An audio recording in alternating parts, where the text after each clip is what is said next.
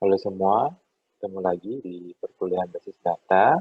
Nah, untuk kali ini kita akan membahas ERD, atau yang disebut dengan Entitas Relationship Diagram. Nah, untuk pertemuan pertama, ya itu kita sudah membahas mengenai basis data secara global, ya, atau introduction terkait basis data. Jadi apa itu basis data, jenis-jenis dari basis data, ya, hingga kemarin sampai dengan contoh. Ya, jadi contoh basis data secara real dengan menggunakan MySQL. Nah, jadi untuk pertemuan sekarang kita itu akan membahas mengenai ERD, Entitas Relationship Diagram. Nah, jadi ERD ini kita rancang ya sebelum kita memang membuat atau mengimplementasikan basis data dengan menggunakan DBMS ya, jadi database manajemen sistemnya ya atau MySQL-nya. Nah, jadi kita harus rancang ERD-nya dulu supaya kita tahu bagaimana struktur dari basis data yang nanti akan kita implementasikan ke dalam MySQL. Ya, jadi kita DBMS-nya menggunakan MySQL di sini.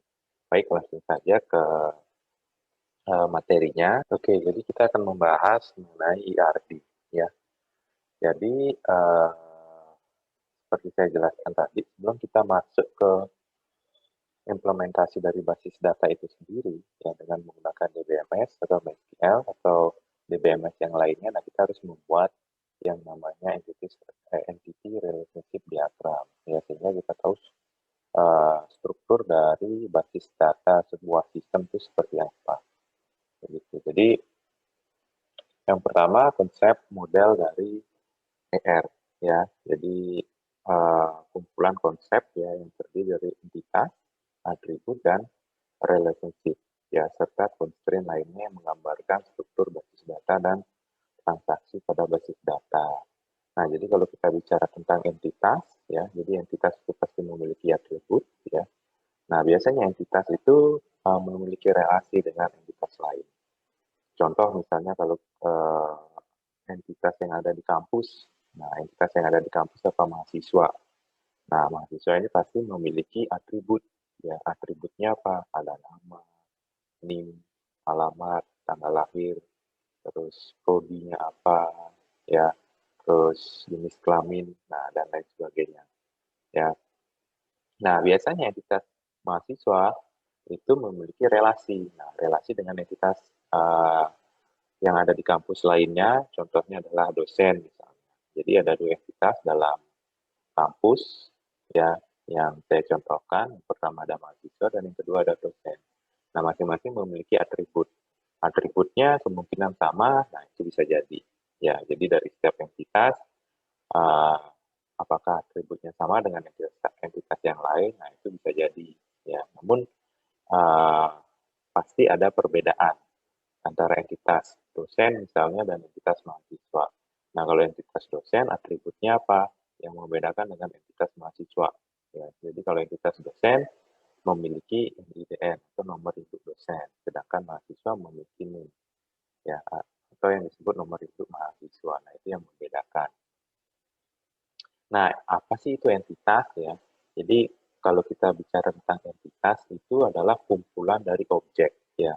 Jadi misalnya ada mahasiswa A ya, atau ada nama mahasiswa dengan nama Made, mahasiswa dengan nama Nyoman, mahasiswa dengan nama Nengah.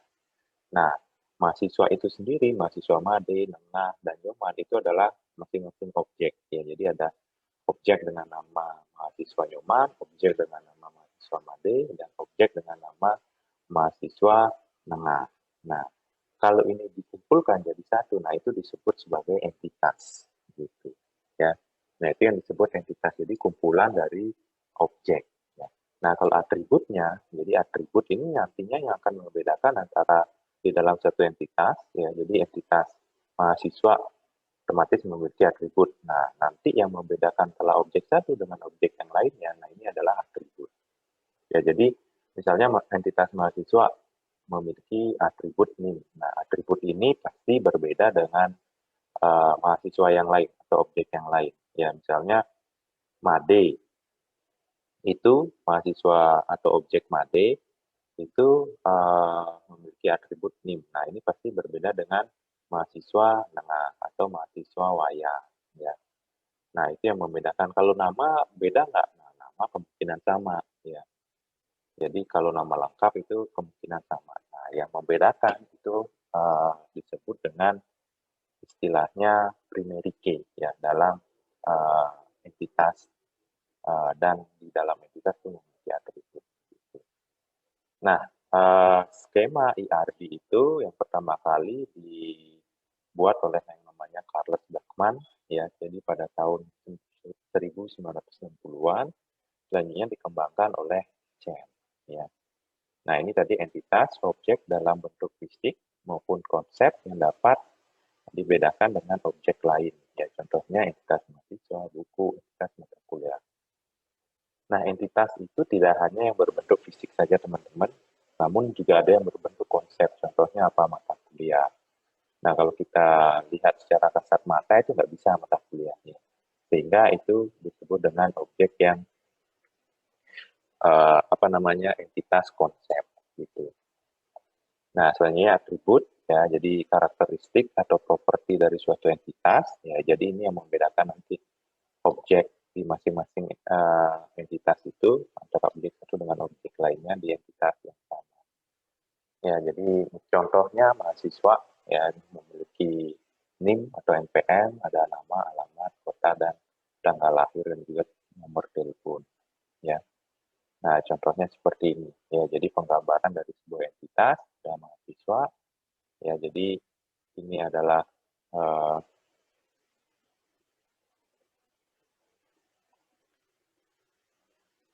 nah, ya ini adalah entitasnya ya digambarkan atau dinotasikan dengan bentuk persegi panjang. Ini adalah atributnya. Digambarkan atau notasinya itu oval ya. Nah, biasanya kalau atribut yang memiliki uh, garis bawah seperti ini, nah dia merupakan primary key. Nah, apa sih itu primary key? Jadi primary key itu adalah uh, atribut yang unik dalam satu entitas. Biasanya setiap entitas itu memiliki atribut yang unik. Ya, jadi yang membedakan antara yang nggak boleh sama, ya atribut value-nya nanti nggak boleh sama antara satu objek dengan objek yang lain. Nah, ini sebenarnya kan ini sebenarnya kan atribut.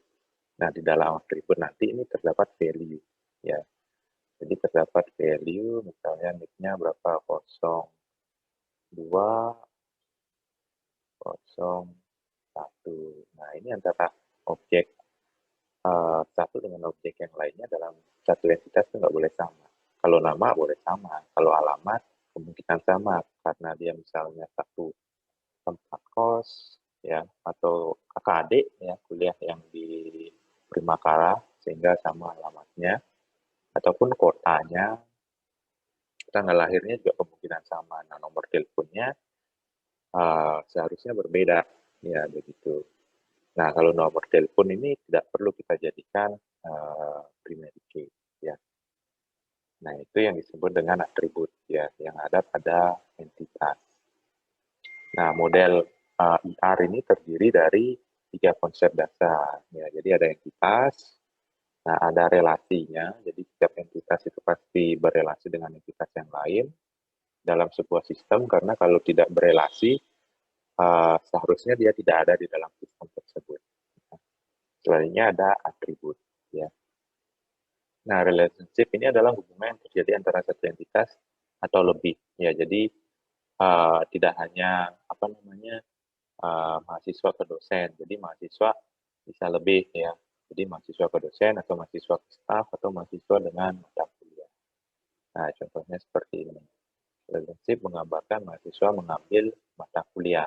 Ya, jadi relasi itu dinotasikan dengan belah ketupat seperti ini. Nah, di dalamnya itu terdapat penjelasan. Ya, ya bisa disebut dengan kata kerja. Ya, jadi yang menjelaskan apa sih hubungan antara mahasiswa dengan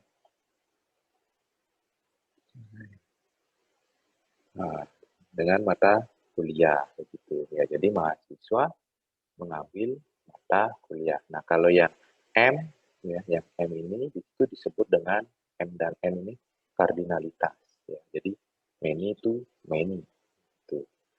Nah, nanti itu akan saya jelaskan, ya. Nah, itu yang disebut dengan relasi. Jadi uh, menggambarkan hubungan antara satu entitas dengan yang entitas yang berbeda atau entitas lain. Nah, selanjutnya uh, antar satu entitas tadi, ya jadi kita ada hubungannya antara entitas mahasiswa dengan entitas mata kuliah, itu hubungannya adalah mengambil. Jadi di sini mahasiswa mengambil mata kuliah, itu teman-teman ya. Nah, dari hasil hubungan ini, ya jadi hubungan mengambil ini nanti bisa membentuk suatu atribut baru. Nah, atribut barunya ini, ya jadi atribut baru ini terbentuk dari hubungan antara mahasiswa dengan mata kuliah. Nah, hubungan ini itu nantinya juga akan bisa membuat entitas baru, begitu. Ya karena kardinalitas. Jadi kalau yang relasinya many to many itu biasanya menghasilkan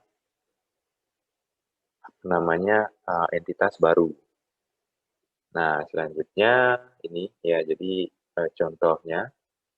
Jadi di dalam sebuah hubungan atau apa namanya relasi yang ada di dalam IRD itu ada yang disebut dengan entitas lemah dan entitas kuat ya atau primary. Nah, entitas lemah itu biasanya dia tergantung dari entitas apa namanya yang lain ya. Jadi terbentuknya berdasarkan entitas yang lain. Misalnya di sini ada entitas dosen ya. Jadi ada entitas dosen dan juga ada entitas anak. Nah, entitas anak ini terbentuk ya ketika entitas dosen ini ada begitu ya. Jadi entitas dosen ini ada, nah nanti baru dia entitas anak ini bisa terbentuk ya. Jadi kalau anak dosennya nggak punya anak ya udah entitas anak ini tidak akan terbentuk gitu ya. Jadi itu yang disebut dengan entitas lemah, dia bergantung pada entitas yang lain ya keberadaan. Nah, selanjutnya ada tipe-tipe atribut. Jadi atribut kunci atau primary key ya. Hanya atribut bernilai tunggal, jadi hanya memiliki satu nilai. Selanjutnya ada yang disebut dengan atribut bernilai banyak. Nah, ini biasanya contohnya itu kayak hobi. Jadi satu satu apa namanya satu objek atau satu mahasiswa itu biasanya memiliki hobi lebih dari satu. Selanjutnya ada yang namanya disebut dengan atribut komposit, ya, atribut yang terdiri dari beberapa atribut yang lebih kecil.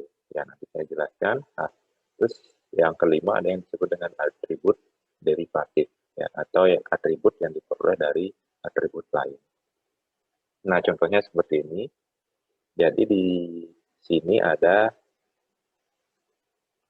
entitas mahasiswa. Entitas mahasiswa itu memiliki NPM atau yang disebut dengan atribut kunci, ya. Selanjutnya memiliki nama, ya. Nah, ini nama atribut tunggal, alamat ini atribut tunggal, ya. Selanjutnya hobi ini atribut bernilai banyak, gitu. Jadi lebih dari satu value-nya. Misalnya mahasiswa memiliki hobi apa? Sepak bola, basket, dan lain sebagainya. Nah, tanggal lahir dan telepon ini atribut tunggal juga. Nah, selanjutnya ada yang disebut dengan atribut komposit tadi, ya. Jadi atribut komposit ini atribut yang terdiri dari beberapa atribut kecil. Contohnya adalah mungkin kalau teman-teman pernah login, bukan login sih, register ya, register di Facebook. Nah, di Facebook itu biasanya kan ada first name dan last name. Nah, penggabungan antara dua atribut itu, ya, jadi atribut itu menjadilah satu atribut besar yaitu nama.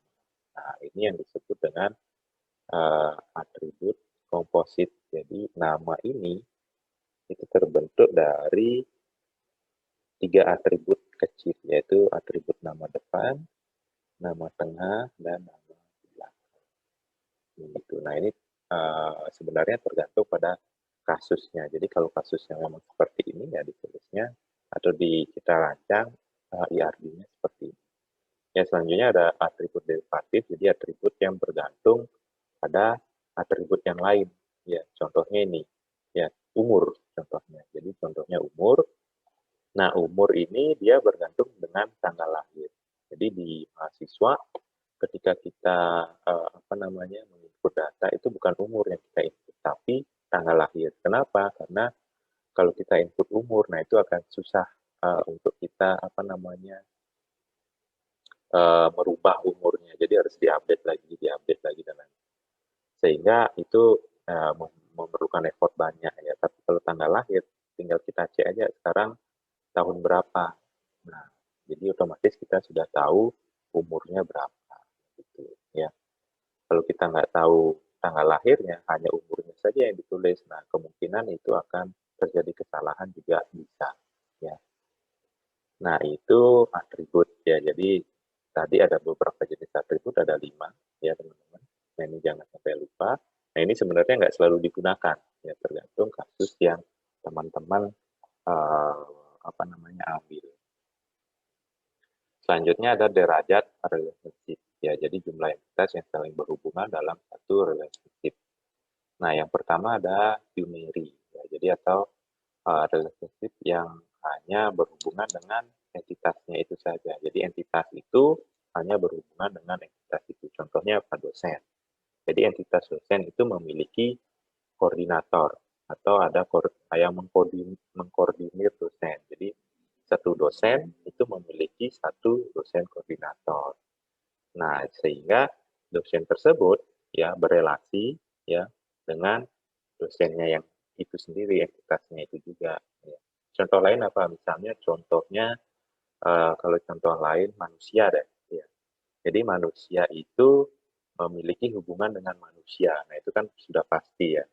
Jadi ada entitas manusia apa? Saya, kalian, teman-teman, terus teman-teman di staf di Primakara. Nah itu merupakan satu entitas yang disebut dengan entitas manusia. Nah, entitas manusia ini bisa saling berhubungan ya. Ya nantinya terbentuknya seperti ini. Jadi manusia misalnya apa? Kalau mahasiswa ya, kita ambil realnya. Jadi entitas mahasiswa berhubungan dengan entitas mahasiswa itu sendiri. Jadi mahasiswa berpacaran dengan mahasiswa begitu, teman-teman. Ya. Ya, jadi kalau di sini many to one, kalau berpacaran otomatis one to one. Ya, kalau many to one, nah itu atau one to many, nah itu jatuhnya poligami ya, atau polyandry. Ya, nah contohnya seperti itu yang relationship derajat 1. Selanjutnya ada relationship derajat 2. Ya, jadi ada dua entitas yang saling berhubungan atau nanti malah ada ternary. Jadi 3 entitas yang saling berhubungan. Nah, ini menyesuaikan saja dengan lagi-lagi dengan kasus yang teman-teman ambil. Selanjutnya ada kardinalitas ya. Jadi kardinalitas ini menggambarkan hubungan satu objek dengan objek yang lainnya pada masing-masing entitas. Jadi kalau ada hubungan misalnya, nah seperti ini ya, entitas dosen dengan mata kuliah. Nah ini hubungan masing-masing objek yang ada di sini itu seperti apa ya. Ya, nah, ini objeknya kalau dosen saya gambarkan dengan manusia, kalau mata kuliah ini mungkin saya gambarkan dengan karena dia abstrak atau konsep, saya gambarkan dengan kotak. Jadi mengajar banyak dosen, mengajar banyak mata kuliah. Gitu. Jadi hubungannya adalah banyak objek dosen itu mengajar banyak objek mahasiswa. Ya, jadi hubungannya dengan objek dari entitas dosen dan entitas mahasiswa begitu ya. Nah, ya jadi penjelasannya adalah jumlah maksimum entitas yang dapat berelasi dengan entitas pada himpunan entitas yang lain. Jadi kardinalitas antara dua himpunan entitas misalnya ada A dan B ya dapat berupa ini. Ya, jadi ada kardinalitas itu ada yang pertama one to one. Ya, jadi satu objek dalam entitas A hanya dapat berhubungan dengan satu objek di entitas B begitu dalam satu kejadian. Misalnya satu ke banyak, jadi satu objek pada entitas A itu dapat berhubungan dengan eh, banyak objek pada entitas B, ya. Nah itu dalam satu kejadian. Nah ataupun sebaliknya, ya. Selanjutnya banyak ke banyak objek dalam entitas A, ya. Nah itu dapat juga berhubungan dengan banyak objek pada entitas B dalam satu kejadian, begitu. Nah ini biasanya kalau many to many harus dinormalisasi, teman-teman. Jadi terbentuk suatu entitas baru, ya. Karena sudah nggak normal dia. Nah, itu nanti harus dinormalisasi lagi, begitu. Nah, selanjutnya, uh, ya jadi notasinya seperti ini untuk kardinalitas, jadi digambarkan dengan satu, ya. Nah, ini tergantung, ini sih nanti tergantung notasi atau konsep IRD yang kita gunakan. Jadi ada dua jenis. Yang pertama ada chain, yang kedua ada Martin. Nah, teman-teman mau menggunakan yang mana? Perbedaannya terletak di notasinya. Ya, nanti kita bahas ya. Jadi ada tiga jenis, ya ini satu ke satu, jadi notasinya seperti ini. Ya. Nah, jadi satu objek yang ada di pegawai, ya entitas pegawai ini, nah itu hanya mampu berelasi ya dengan satu objek yang ada di entitas kantor cabang. Gitu. Ya, jadi hanya satu saja. Satu objek pegawai hanya mampu berinteraksi atau berhubungan dengan satu objek pada entitas kantor cabang dalam satu kejadian. Ya. Nah, sebenarnya untuk menentukan satu ke banyak ini tergantung lagi ke apa namanya ke kasus yang teman-teman ambil. Nah, misalnya kalau di ini contohnya misal di Bank BRI begitu ya. Jadi di Bank BRI hanya boleh pegawai itu hanya boleh berinteraksi dengan satu kantor cabang saja. Atau misalnya nanti ada di Bank BNI ya begitu. Jadi Bank BNI pegawainya itu boleh berinteraksi dengan dua kantor cabang atau istilahnya memimpin lah atau bekerja di dua kantor cabang. Nah, jadi otomatis apa namanya kardinalitasnya bukan one to one lagi atau jadinya one to many gitu ya. Nah, jadi satu objek yang ada di pegawai pada bank BNI itu dapat berinteraksi lebih dari satu objek yang ada di kantor cabang. Nah, nanti jadinya kardinalitasnya satu ke banyak atau one to many gitu. Nah, untuk menentukan kardinalitasnya itu nanti teman-teman sesuaikan dengan studi kasus yang diambil ya. Jadi kalau studi kasusnya misalnya kayak tadi di Bank BRI hanya satu pegawai dapat berinteraksi dengan uh, satu kantor cabang saja di kantor cabang atau seperti Bank BNI ini saya contohkan saja ya. Jadi realnya nggak tahu saya seperti apa. Satu objek pada pegawai itu dapat berinteraksi lebih dari dua pada objek kantor cabang. Selanjutnya satu ke banyak yaitu yang dinotasikan dengan satu dan M. Ya, jadi satunya itu dituliskan dengan angka satu dan M-nya itu eh, banyaknya itu dituliskan dengan M seperti ini. Nah, contohnya seperti ini ya. Jadi satu objek yang ada di dosen itu dapat berinteraksi dengan banyak mata kuliah. Ya, gitu. Seperti ini jadinya. Jadi yang kita gunakan sebagai patokan itu adalah objeknya. Jadi objek pada entitas tersebut. Nah, banyak ke banyak ya. Jadi banyak dosen. Nah, ini kalau seperti ini otomatis jadinya berantakan ya. Jadi banyak dosen ya. Misalnya di sini banyak dosen, anggap aja tiga begitu ya. Ya, anggap aja dosen yang satu itu banyak mata kuliah.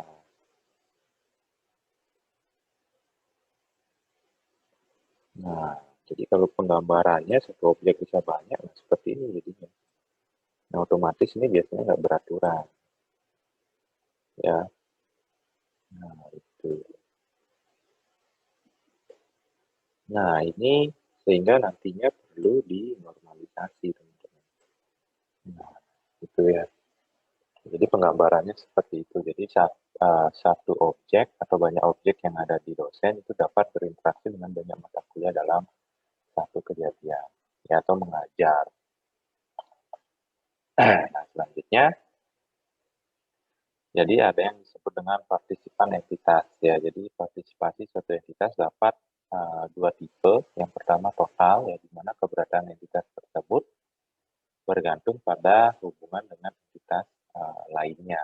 Nah, sehingga di sini seperti ini jatuhnya, ya. Jadi ada dosen dan mata kuliah. Nah, nanti akan ada muncul apa namanya, entitas baru, ya. Ya, entitas baru ini muncul karena adanya hubungan antara dosen dan mata kuliah, nah, yaitu entitas ajar. Jadi di entitas ajar itu ada kelas dan semester, ya. Nanti dosen mengajar mata kuliah di kelas yang mana, dosen satu. Terus semesternya semester berapa, sehingga nanti dapat dinormalisasi, begitu. Nah, itu partisipan total. Terus yang kedua, partisipan parsial, di mana entitas tersebut tidak bergantung dengan keberadaan atau hubungan entitas uh, lain, ya. Contohnya seperti ini, koordinasi, ya. Jadi hubungannya adalah dosen, ya, dengan dosen juga. Nah, jadi nggak ada entitas lain yang berhubungan, gitu, ya. Nah, ini disebut dengan entitas parsial. Nah, selanjutnya ada optionality. Nah, jadi optionality ini ada disebut dengan mandatory, jadi memiliki paling sedikit satu pasangan pada relasi lawannya. Atau opsional, jadi dimungkinkan tidak memiliki pasangan pada relasi lawannya. Nah, ini kaitannya dengan one to many, ya, dan many to many, ya. Jadi kalau kardinalitas, ya, kardinalitas itu biasanya ada minimalnya, jadi satu ke banyak atau satu ke satu. Tapi kalau opsional, ini biasanya nol dan ke satu. Nah, ini nanti kaitannya itu dengan apa namanya, basis data. Jadi kalau di dalam sebuah entitas, ya, misalnya entitas master, master apa namanya, user dengan uh, pegawai seperti itu, ya, yang menjadi entitas, yang menjadi opsionalnya yang mana? Nah, user biasanya. Jadi objek pegawai itu harus berhubungan dengan objek user yang ada di entitas user. Ya, jadi sehingga bisa disebut dengan opsional. Begitu. Ya. Selanjutnya kita masuk ke, jadi ada dua jenis notasi ERD. Yang pertama ada Peter Chen, yang kedua ada James Martin. Ya. Nah, ini yang kita bahas, ya. Jadi yang pertama itu ada beberapa model yang dikemukakan oleh beberapa ahli, ya. Jadi yang akan kita bahas ini menurut versi Peter Chen dan James Martin. Perbedaan terletak pada relation atau hubungannya, tetapi yang lebih umum digunakan biasanya ERD Chen. Nah, pada dasarnya ERD versi Chen ini sama seperti gambar komponen-komponen yang telah disebutkan. Jadi tadi itu kan saya jelaskan, nah itu kurang lebih seperti itu. Relationnya itu digambarkan dengan simbol dinamon, ya, atau belas tupat. Misalnya kotak itu menggambarkan entitas, oval itu menggambarkan atribut. Sedangkan jenis relation ditulis pada garis dengan menambahkan tulisan yang menggunakan connectivity atau kardinalitas, ya. Jadi M,N dan cardinality 0,3 gitu, ya. Nah, perbedaan antara ERD Chen dan Martin itu pada hubungan antar relationship-nya, ya, hubungan antar entitasnya. Gitu. Jadi hubungannya terdapat kalau versi Chen one to many, dan many to many. Nah, contohnya ini untuk versi Chen, ya, jadi ini yang gambar persegi panjang, ya, itu disebut, ini persegi panjang itu di uh, simbolkan sebagai entitas, jumlah ketupat atau diamond ini digambarkan atau disimbolkan relationship, selanjutnya atribut disimbolkan dengan oval ya. Selanjutnya kardinalitasnya ada one to one to many, dan many to many. Nah, many to many penggambarannya seperti ini. Jadi tidak M ke N, ya hanya N ke M. Nah, contoh untuk very chain, ya jadi gambar menunjukkan bahwa record pada entitas A hanya berhubungan terhadap satu record pada entitas B atau objek. Ya. Nah, ini one to many. Nah, kalau yang ini many to many. Ya, jadi M dan N. Nah, kalau pada Martin, ya jadi relationship digambarkan dengan garis dengan menambahkan connectivity-nya, ya 0,1, 0, 1 atau bintang. Kalau bintang itu banyak. Ya. Hubungan antar entity digambarkan dengan ya dan simbolnya itu seperti ini. Ya, nanti kita lihat langsung. Nah, ini simbolnya dari Martin ya, IRT versi Martin. Nah, kalau seperti ini, apa namanya relasinya, jadi satu, ya. Nah, kalau seperti ini satu, kalau yang ini 0 atau satu, ya. Kalau ini lebih dari satu atau banyak, ya. Kalau yang ini 0 atau banyak, ya. Kalau yang ini satu atau banyak, begitu. Jadi kalau satu itu digambarkannya seperti yang paling atas, ya, seperti ini. Terus kalau yang 0 atau satu itu seperti ini atau opsional yang tadi saya jelaskan. Nah, kalau banyak itu seperti ini ya. Kalau zero ya jadi zero or one or more ya itu seperti ini. Jadi ini 0 atau banyak ya. One or more nah, seperti ini. Jadi ini menambahkan apa namanya satu atau banyak. Jadi bisa berhubungan ke satu atau ke banyak. Nah, kalau di chain kan hanya one to many, many to one, dan many to many. Ya, jadi nggak ada zero, ya nggak ada zero or one, zero or more. Nah, ini contohnya. Jadi satu record atau satu objek pada entitas A itu hanya berhubungan pada satu record pada entitas B. Selanjutnya, contohnya seperti ini. Ya, jadi ada rektor dan universitas. Jadi ada nomor induk, nama dan alamat. Ya, selanjutnya di universitas ada kode universitas, nama universitas, alamat dan juga nomor induk. Ya, jadi kursornya. Nah, ya jadi nomor induk pada rektor ya itu namanya Pak Hamid ya. Nah, itu dia berhubungan dengan ini 87. Nah, ini jadi berhubungan dengan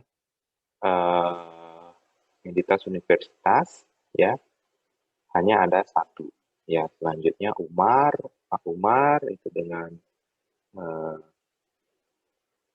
Pak Umar dengan nomor induknya sekian. Nah, dia itu hanya berhubungan dengan satu objek atau satu record.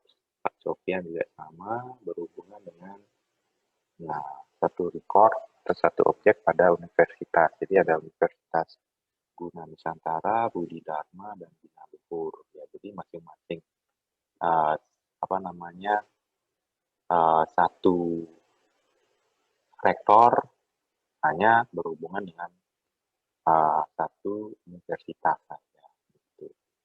Nah, contoh yang kedua adalah ya jadi satu record pada entitas A hanya berhubungan terhadap satu atau lebih dari satu record pada entitas B ya.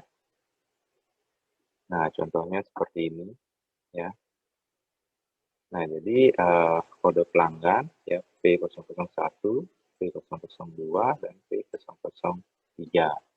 Nah, P001 ini hanya berhubungan dengan satu transaksi saja ya. Sedangkan P002 ya P002 nah ini tidak memiliki hubungan ya. Jadi ingat kardinalitasnya. Kalau kita lihat ke atas, ya, jadi 0, 1, or more. Ya, jadi satu objek pada entitas A itu bisa berhubungan dengan nol objek pada entitas B atau satu atau banyak. Begitu. Nah, ini dilihat. Ya, nah, jadi satu jadi satu pelanggan, ya, satu pelanggan P001, satu objek atau satu record ini berhubungan dengan satu objek atau record juga pada transaksi. P002 tidak memiliki hubungan, ya, jadi boleh 0 atau satu atau banyak, ya, sedangkan P003 ini lebih dari satu. Ya, nah, jadi ingat kardinalitas relasinya dilihat pada versi Martin.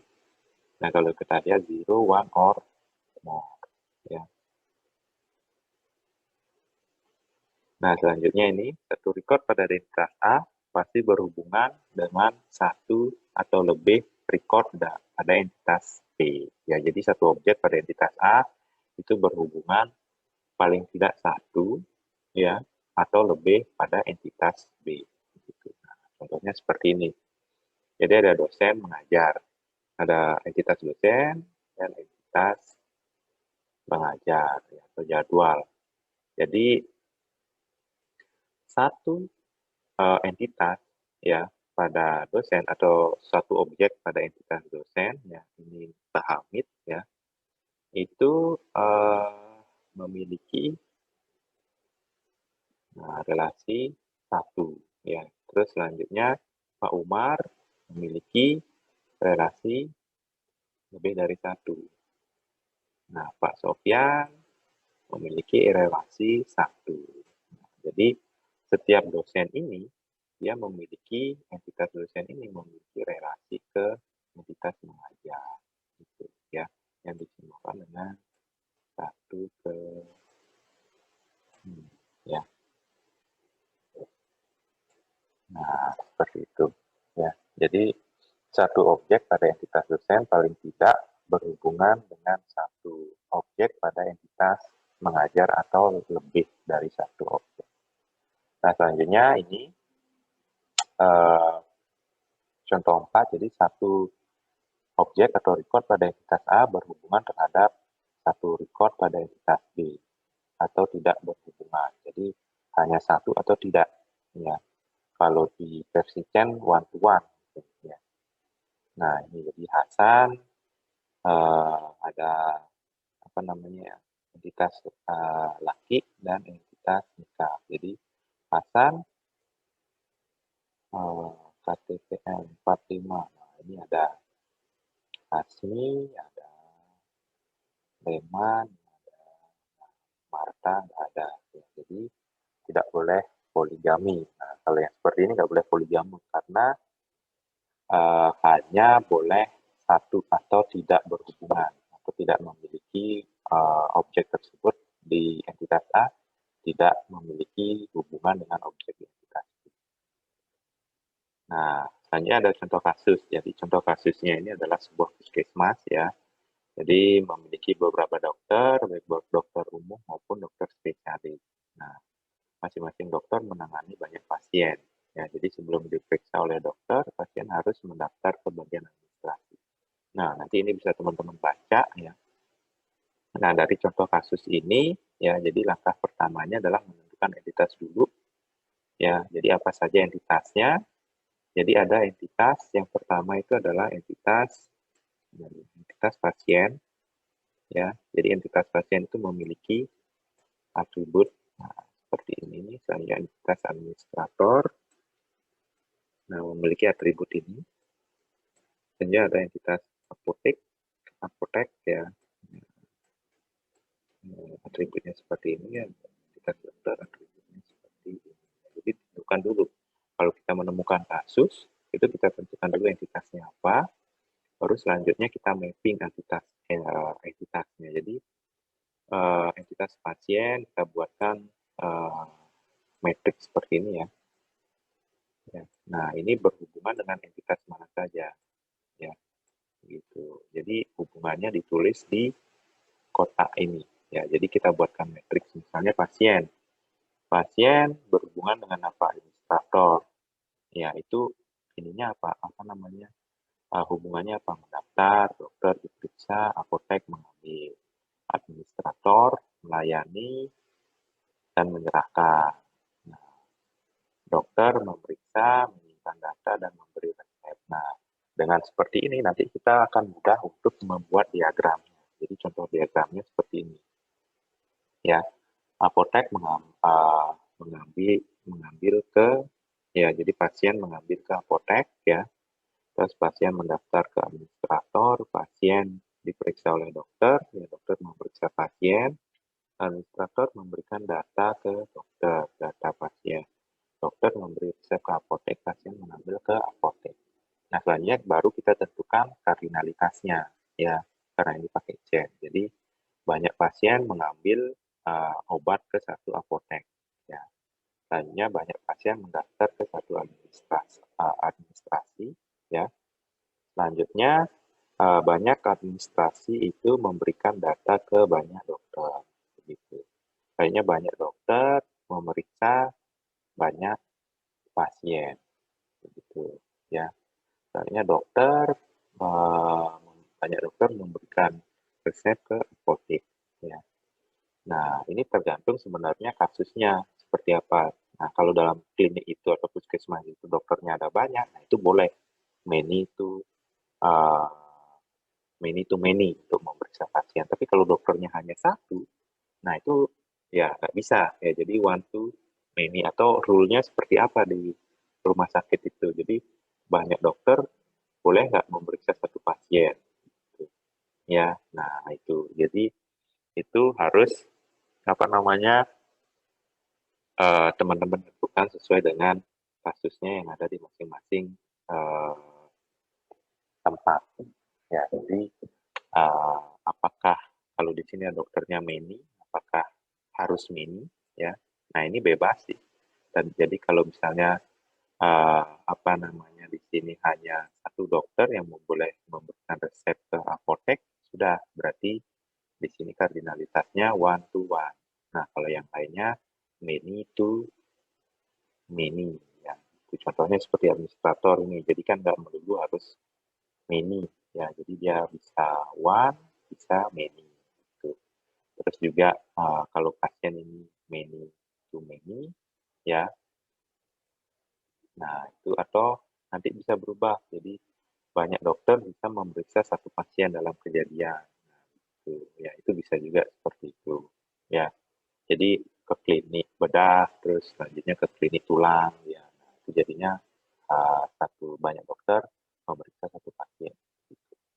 Nah, ini sudah slide terima kasih yang muncul. Jadi untuk hari ini ya, jadi untuk pertemuan ini cukup sampai di sini. Nanti kalau teman-teman ada pertanyaan, boleh chat di bawah ya, boleh komen di bawah ataupun nanti chat di PA ya, atau kalau males via daring, nah nanti pada saat kita luring, nah itu silahkan teman-teman diskusi ada yang mau ditanyakan atau enggak. Nah, nanti akan saya bahas juga sedikit ini sebelum masuk ke materi selanjutnya. Nah, baik segitu saja untuk pertemuan kali ini. Terima kasih atas attention dari teman-teman. Tetap jaga kesehatan ya dan selamat beraktivitas.